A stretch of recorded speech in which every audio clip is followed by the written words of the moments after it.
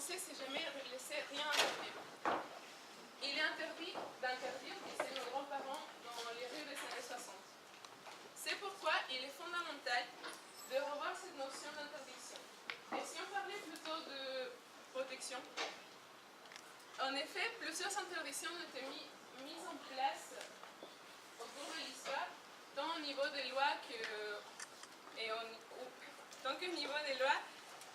niveau culturel. Et une grande partie de ces interdictions se sont présentées à nous comme une évidence. Actuellement, il y a une minorité qui s'oppose à la consommation d'alcool.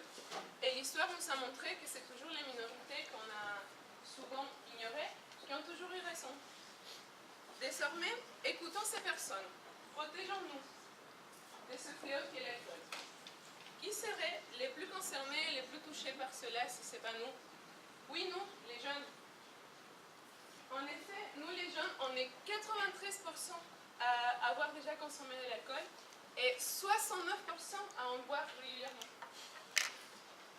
Ne faites pas cet innocent, je vous parle à vous. Le meilleur public devant lequel je peux parler, et je peux m'exprimer de ce problème, les étudiants. Ne le niez pas. On va tous boire un verre au moins une fois par semaine, surtout les jeudis soirs. Ne le niez pas, je vous vois tous au bien de vie. Donc parlons-en du week-end. Le week-end c'est que 2 jours, c'est pas grave, c'est que 2 jours. Oui, mais malheureusement on sait tous que l'alcool coule à flot de toute manière. Et je ne vous parle pas du lundi matin parce que c'est quand même un peu dur, ça se ressent toute la semaine. Moi-même, consommatrice repentie, je sais malheureusement de quoi je vous parle. J'ai commencé comme vous, comme la plupart d'entre vous, j'ai pris 1 ou 2 verres. Ensuite, j'ai commencé à me sentir de plus en plus isolée, parce que je ne buvais pas comme mes amis, autant que mes amis. Et eux avaient l'air de beaucoup, parce qu'eux, ils avaient l'air de beaucoup s'amuser. Alors j'ai décidé de faire comme eux. À partir du 5e verre, je ne comptais plus. Je n'étais pas alcoolique, non. J'étais buveuse, mais compulsive.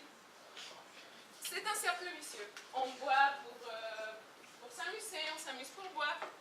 Et on ne sait plus se sociabiliser sans un verre à la main.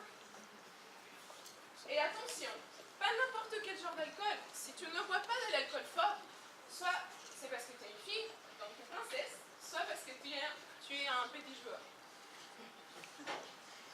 C'est évident que de cette façon, la fête nous paraît beaucoup plus amusante. On est plus courageux, on parle à tout le monde sans honte, sans gêne. On est plus fort, on est plus beau. Mais ce n'est qu'une illusion créée par l'effet de l'alcool, vous le savez tous. Je pourrais m'arrêter là. Vous me direz que je suis... non, pas ça. Pardon. Cependant, l'alcool ne fait pas que des heureux. Le 20 mai 2012, écrit en gros titre dans tous les journaux, une jeune fille se prenant par Superwoman se jette par la fenêtre du premier étage d'un immeuble. Je l'avoue, cette fille c'était moi. Dans un état d'ébriété ultime, après plusieurs tequilas, et essayé de montrer à tous mes amis que je pouvais voler parce que j'étais aussi bonne que Superwoman. Et il s'est avéré que ces 2 affirmations étaient fausses, complètement fausses. Surtout la deuxième, parce que, surtout après le saut, ça change une personne. Je pourrais m'arrêter là, mais vous me direz que je suis probablement simple d'esprit et que je ne fais pas le poids devant vous et votre volonté en butant. Mais je ne peux pas vous laisser penser cela, car tout le monde peut se tromper. Également Freud. Oui, ce pauvre Freud, qui n'avait pas le moyen de réaliser qu'au XXe siècle, un nouveau mal influencerait sa thèse, et qu'il y a plus fort que les impulsions humaines. C'est les impulsions humaines créées par l'effet de l'alcool. Pour Freud, il existe 3 interdits fondamentaux.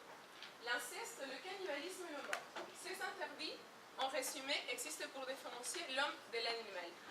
Et désormais, il existe une substance qui peut nous emmener à dépasser la frontière de tous ces interdits. Avec l'alcool, l'homme n'est plus maître de ses sens. On sait que 30% des accidents de la route sont causés par des conducteurs ivres, et dont seulement 3% avaient un taux d'alcoolémie élevé. Après quelques verres, les conséquences peuvent être désastreuses. Et oui, on devient le lourd de la soirée.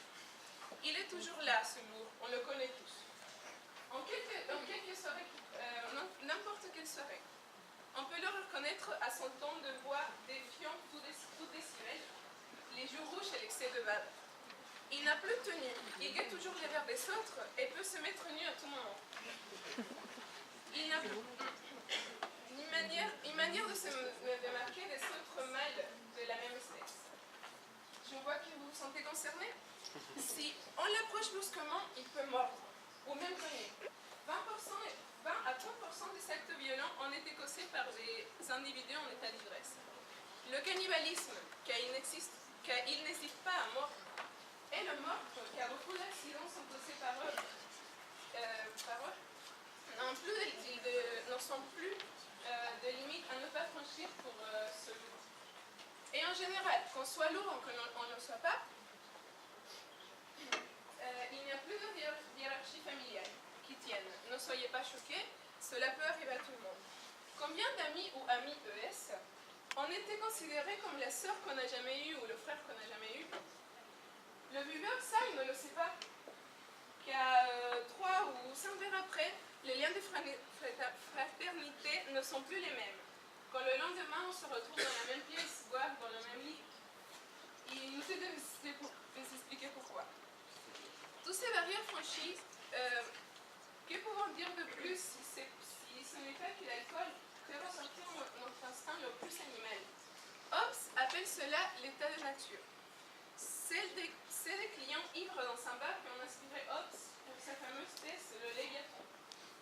Car en effet, le buveur appliquant son droit naturel, car il reconnaît plus aucune loi, aucune règle, il refuse même toute condition naturelle, condition culturelle tournant le dos même à la société.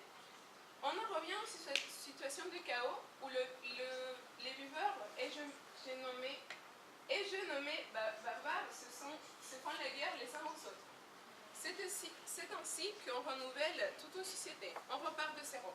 En effet, on doit encore une fois mettre en place un arrangement pour que ces hommes n'appliquent pas leurs droits naturels contre tous. Puisque quand l'on boit, on revient pratiquement à notre état de nature, n'obéissant qu'à son instinct de survie, utilisant sa puissance pour sur tout autre homme qui nous paraît une menace. C'est pourquoi, tel que Hobbes, il faut faire appel au Léviathan, un souverain à qui on céderait notre droit de nous gouverner nous-mêmes et notre liberté, afin que la volonté du souverain ramène les volontés de tous les individus à une seule et unique volonté. Aujourd'hui, ce souverain est l'État. L'État-providence qui nous assure à chacun une protection qui nous donne la liberté de vivre et suivre les règles de société. On lui a déjà passé le relais une fois, alors pourquoi pas une deuxième? Si l'alcool rend l'individu un être sauvage et non civilisé, qui n'est pas capable de se protéger et va même mettre en danger la vie d'autrui, interdisons ce venin qui nous démunit de toute volonté et de toute raison. Aidons ceux qui ne connaissent pas la modération. Interdisons l'alcool en soirée et apprenons à nous amuser sans. Vous connaissez tous Mr Cocktail, sans alcool, la fête est plus folle. Ensemble, luttons. Interdisons les relous qui nous touchent le derrière en soirée. Luttons ensemble contre la gueule de bois, contre l'absentéisme en cours le matin, le vendredi. Luttons contre le vomissement et le mal de tête, interdisons l'alcool en soirée.